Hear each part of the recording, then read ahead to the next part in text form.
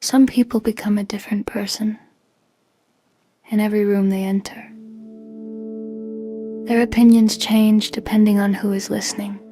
Their loyalties shift depending on who is standing closest. They tell one person what keeps the peace, another what earns approval, and someone else whatever protects them from being disliked. At first, you may call it kindness. You may think they are simply easygoing, careful with people, or unwilling to create conflict. Then slowly you begin noticing the contradictions. They agree with you when you are together, then agree with someone else when you leave.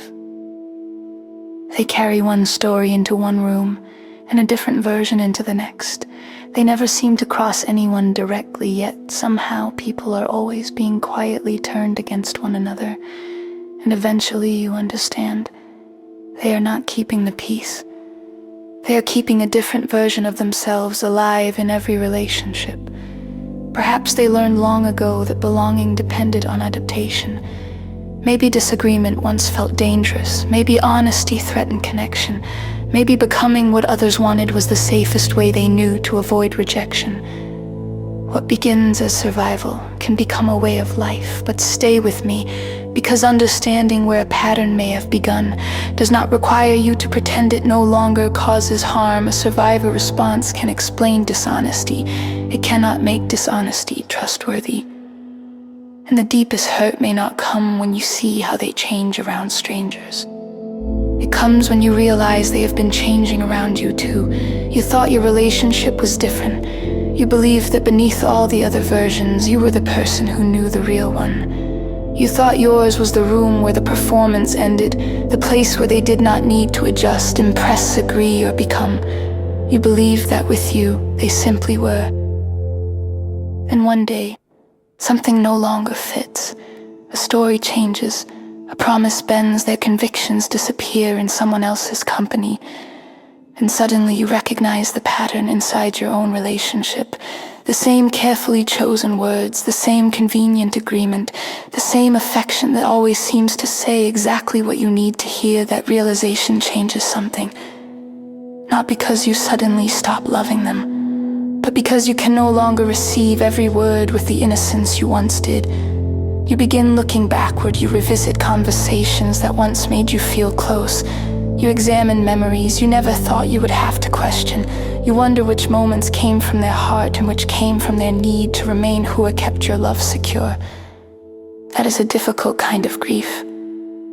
You are not only grieving what the relationship has become, you are grieving your certainty about what it had always been.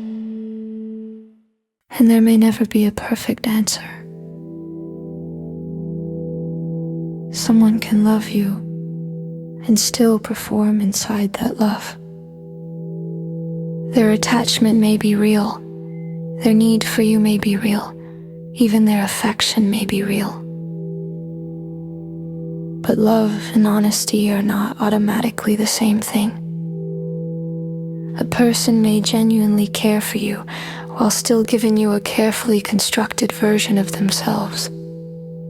Not necessarily because every feeling is false, but because they have spent so long borrowing faces that they may no longer know how to offer anyone their own.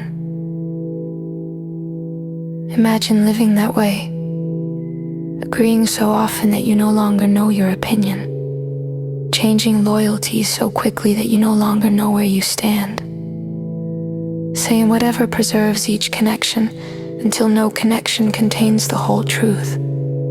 Perhaps the greatest consequence of lying to everyone is not simply that no one truly knows you. It is that eventually you may not know yourself. Still, compassion cannot do the work that truth requires of them. You cannot love someone into becoming honest. You cannot discover their identity for them. And you cannot restore genuine closeness by returning to a version of trust that depended on what you had not yet seen. Sometimes a relationship grows quieter after the truth becomes visible. You stop accepting every explanation. You stop being moved by every declaration. You stop confusing convincing words with consistent character. They may believe you have changed, and you have. You are no longer relating only to what they say. You are paying attention to what remains true after they leave the room. That is not cruelty. That is clarity. You can miss the closeness you once shared and still recognize that some of it existed. Because you had not yet seen the pattern, you can understand why someone learned to disappear without allowing their dishonesty to make you disappear too. And you can love them without pretending you still trust them in the same way. Because real closeness does not require a perfect person. It requires a present one. Someone willing to hold the same truth in every room. Someone willing to risk disapproval rather than manufacture agreement. Someone who would rather be honestly known than universally accepted.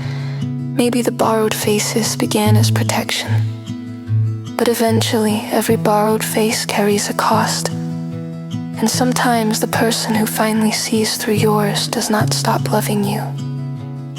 They simply stop calling the performance intimacy. That's a quiet truth.